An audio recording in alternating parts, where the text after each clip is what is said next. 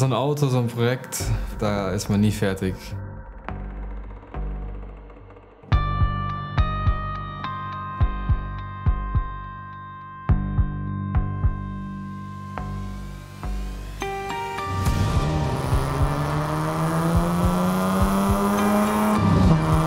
Mein Name ist Maximilian Kurz, ich bin 26 Jahre alt und ich fahre einen BMW E36 M3 Ringtool.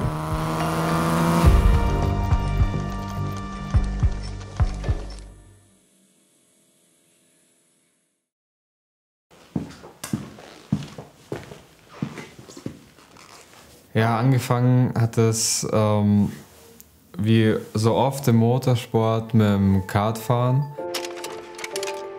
Ja, war dann sofort gefesselt und gefangen und wollte quasi nichts anderes mehr machen, als Kartrennen zu fahren.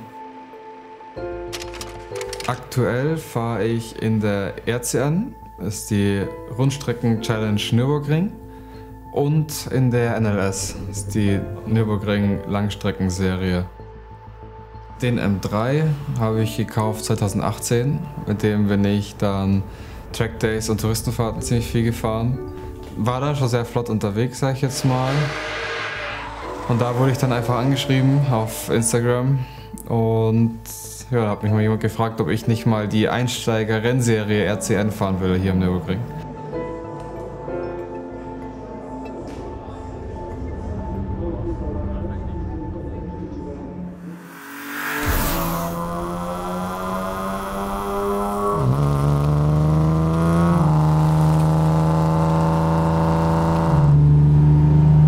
Das Thema Rundenrekord ist bei den Trackdays jetzt keine offizielle Sache oder so. Und da gibt es natürlich Autos wie ein E36 M3 zum Beispiel.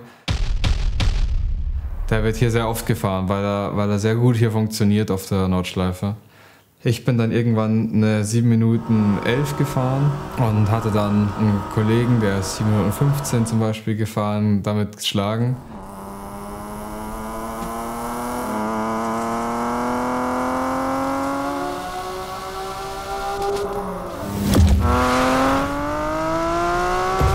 Als ich das Auto gekauft habe, war schon ein Käfig drin und Fahrwerk und eine große Bremse. Es war eigentlich schon ein Tracktool. Trotzdem habe ich dann einige Sachen umgebaut.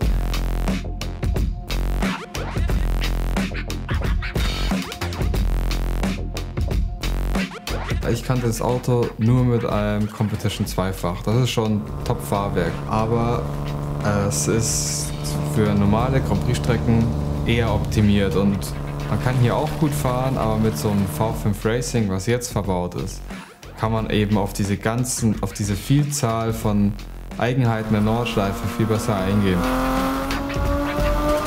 Ein Beispiel für den Mehrwert des Fahrwerks ist zum Beispiel, dass ich früher so einen hohen Heckspoiler haben musste, damit ich mehr Anpressdruck generiere, das heißt mehr Grip in schnellen Kurven. Mit dem Fahrwerk war es jetzt möglich, den Grip in den Kurven so weit anzuheben übers Fahrwerk, dass ich diesen Spoiler nicht mehr gebraucht habe und konnte ihn jetzt halt verkleinern auf einen kleinen Spoiler, aufs Minimum, um jetzt auf den Geraden schneller zu werden. Und den Kurvenspeed habe ich immer noch, weil ich jetzt das bessere Fahrwerk drin habe. Das Fahrwerk vermittelt einem einfach viel mehr Vertrauen. Dadurch traut man sich dann auch noch schneller durch die Kurven zu fahren. Und das ist dann im Endergebnis eine bessere Rundenzeit.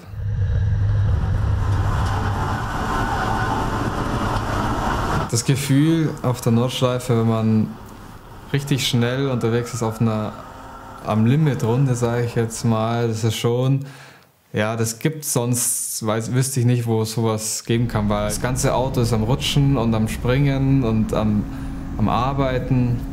Und man weiß einfach, okay, das geht jetzt nicht mehr schneller, das Auto ist am Limit, vielleicht man selbst auch, weil es gibt manche Kurven, hat man einfach sehr Respekt und das heißt nicht umsonst manche Kurven Mutkurven und so.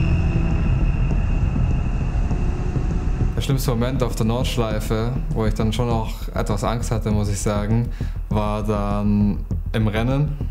Da waren 3 Kumpels, jeder in seinem Rennauto auf der Dettinger Höhe, das ist die lange Gerade. Und wir waren alle nebeneinander in einer leichten Linkskurve.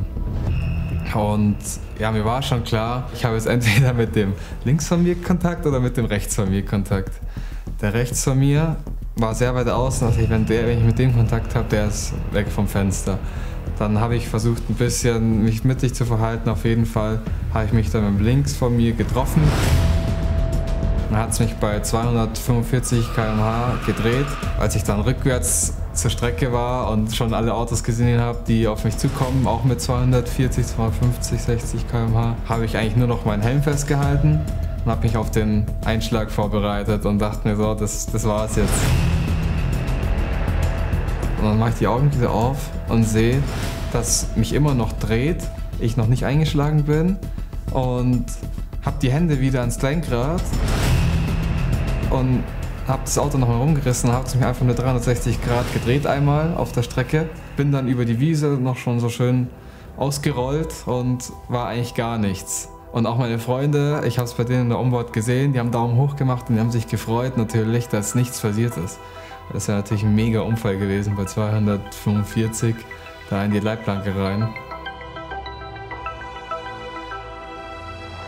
Ja, das ist die Faszination Nürburgring.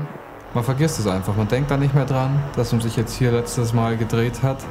Man ist nur fokussiert auf die Strecke und wie kann ich einfach noch schneller fahren und wie geht es noch schneller das Ganze. Ja, fast schon dumm, würde man sagen manchmal, ja.